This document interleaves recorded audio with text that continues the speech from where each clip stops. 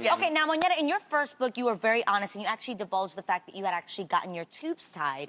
So now looking back, would you do anything differently? Honestly, if I would have seen the end result, I'm human, I would have done some things differently. However, this is my story, and I'm, the sacrifice to help so many women and men out there, and it's reversible. There you go. God is good, and I have the best doctor. He actually travels around the world to show other doctors how to perform this test. So, yes. Would you consider having more children? Yes, if my husband wants to, we'll cross that bridge when we should get have brought there. your husband on, too. So, yeah. Now, I'll just play that role for two.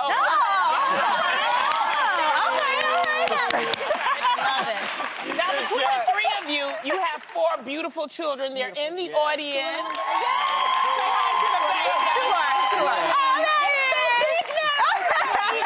Oh, my God. So beautiful. Get ready for the camera. Starting with you, Neo, what's the hardest thing with having a blended family? And then we'll ask the ladies. The hardest thing, honestly, the hardest thing was just, again, getting everybody on the same page. Again, we're human beings, and breakups are a real thing, happens to everybody, and it takes a little time to get to a place where you can realize what's genuinely important. And in this case, what's genuinely important is these kids and making sure that they know that love is the end result of this whole thing. It's all about love, too. Absolutely. So what about you? The hardest thing about a blended family? It's the distance. Because I miss them. So, those are my babies. Like, I love them so much. Like, those were my kids before I had children, you know what I'm saying? So I think the distance is probably the hardest thing, because she and I have a great relationship. We talk all the time, so that's easy. Missing them is the hard part.